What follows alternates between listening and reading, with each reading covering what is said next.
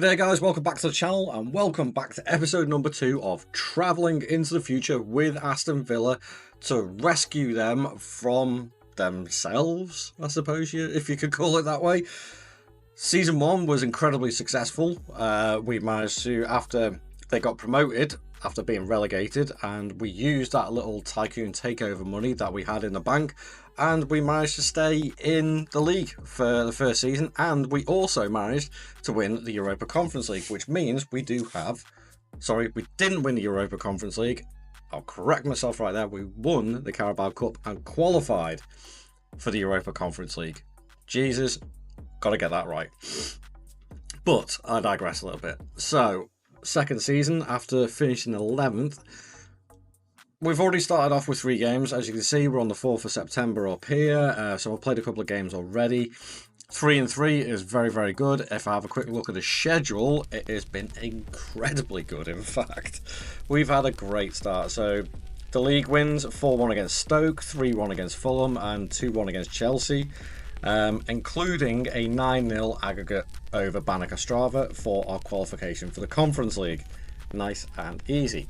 But transfer wise, well, seeing as we have had the tycoon takeover a couple of seasons back before I took over, I've been using that money a lot. So let's have a quick look. Let's get this all organized, because this list is quite long. As you can see from this point here, that's what I've sold to go out. So Alejo Bravo and Shoyo Nishida have both gone, 2.3 million and 30.5 million. Plus Fletcher, Summer Vigo, Horvath Mellon, all the youngsters going either for a free or for a loan. But before the takeover started, I did bring in a few players as well. Starting with, let's go with Benjamin Chibueze. Central midfielder, Nigerian, covers all the way through the spine. Brave, good teamwork, great first touch. Physicals could do with a little work, but I'm not overly fussed about that. He's definitely more going to be a squad option for me, so I think that's what I'm going to stick with. He fills a spot in the squad and more than capable of coming off the bench and producing something, thankfully.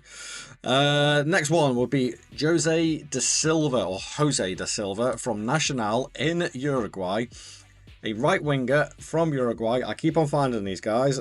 They always seem to regenerate, but this guy has got the talent. 5-star potential ability. Great physicals already, incredibly quick and good stamina, but really good mentals and technicals already for that winger position. So it's going to be between him and Ben Doak this season, who's going to battle it out. Then Danny Amadio is my next one from Bayer Leverkusen, and he came in for a total of, I think it was 25 million. Going up a couple of million as well. But again, another left-footed centre-back, really, really good physicals, not bad mentals, and he's improving. He's still only 24. I mean, a Luxembourger defender. I never would have guessed Luxembourg would actually produce decent enough players for the Premier League, but I stand corrected, and obviously this regen has come through, and actually really good. He's got some really good long throws on him as well, so that could come in handy for the set pieces. And then, finally, Sergio Borborema from Brentford, 35 million. Another right back, but again, another squad option. And for me, it was kind of what I needed to do this season, was fill out the squad options, make sure I've got some good rotational things, but also sign one major player after this one. I mean, this guy, he fills a gap. He played a few games for Brentford. He didn't do too badly there either. So yeah, overall, as I say, just fills a gap. But with that being said, I did spend a whopping amount of money on this guy, and possibly I would say this guy is one of the best regen strikers I think I've ever found on this game. Martin Agten from Borussia Dortmund, 21 years old. Look at this guy. Wow. If I can keep this guy for another 4 seasons, this season and the 3 seasons after, I'll be very happy. Valued up to 140 million already.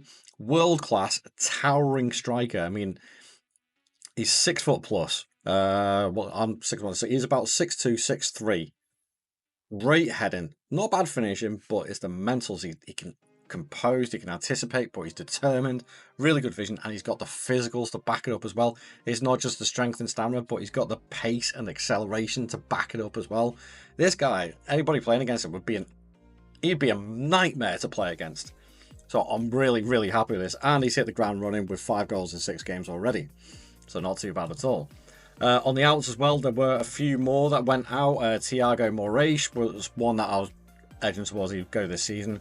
So basically a swap deal. He went to Brentford for 38 million. Anders Vines went to Stoke for 9 million. Seth Hardyman went to Derby, 4.2. Scott Evans and Patrick Lanza for 2.5 and 1.2. So I brought some money back in.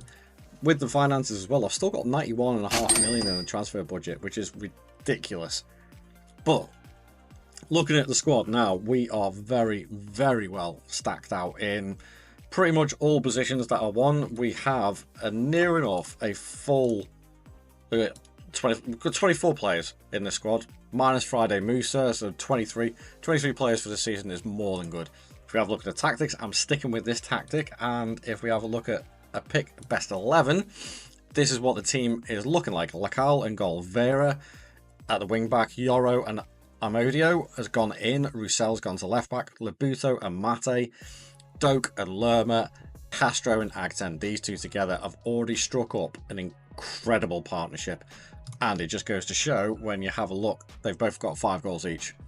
So things are looking very, very promising for this season. So what I'm going to do is I'm going to roll the highlights reel as per usual, and join me after that to see how we actually get on. I'll see you guys in a few seconds. The time to build on Season 1 has come.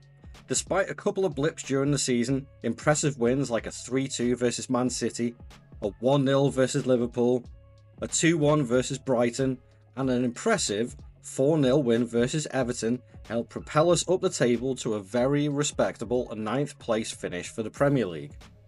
Sadly, the domestic cups weren't so successful this time.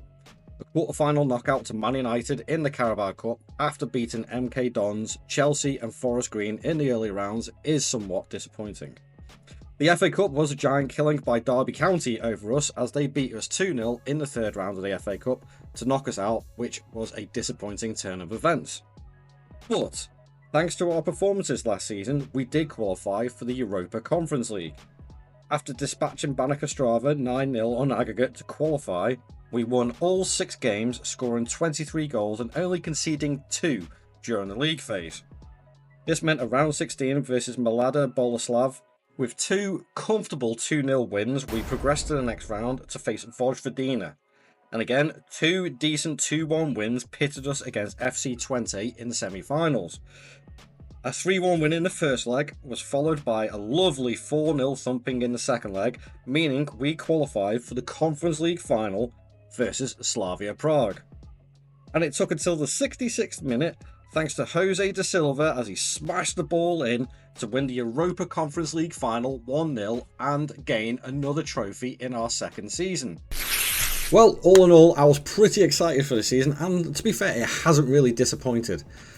The main aim for these first couple of seasons was to make sure that we stabilised Villa in the Premier League after relegation and then being promoted again, and that's exactly what we've done. In fact, in the league, we have improved our position from last season a little bit.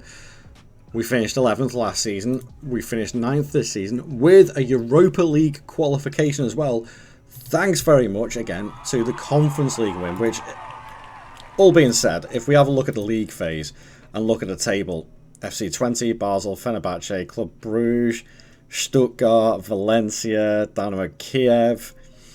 There wasn't really any team that should have been troubling us, and that was pretty much the case. 6 wins in 6 for the league phase with 21 goals. Then going through the round of 16 quite comfortably, and then the quarterfinals against Vojvodina, and obviously the semis again against FC20, and then the final. Actually, surprisingly, I thought we'd bang in a few more goals, but the final being 1-0, it is what it is. But it is the 2nd trophy, so that's 2 trophies in 2 seasons. Quite happy with that, actually. On other competitions, okay, domestic competition, cup competitions. Very annoyed at that Derby result. Quarterfinals against Manchester United, I can take that. That's fine. That's not a problem at all. But 56 points, we're only, I'd say, about 10 points off, like, sort of proper European qualification. But we are still a long way off challenging for the league title. more's the pity. That is a little bit annoying. I was hoping we'd be a little bit closer. But if we have a look at the squad, goals-wise, Agten and Castro were phenomenal. 28 and 15 from Castro, 24 and 8. Both of them played virtually every single game. That is, what's that, 52 goals between them. Plus another 12 from Zimas, 10 from Lerma, 22 assists from Ben Doak is ridiculous. There are a couple of players that are wanted. Stig Mikkelsen will be one that could be looked at being moved on. Kirkes may have served his purpose now for a couple of seasons.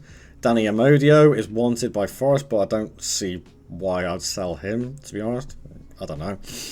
So all in all, I think there could be a couple of movements going on in the summer, but again, it's now going to be not splurging ton loads of money because we only have 85 million in the transfer budget. I say only.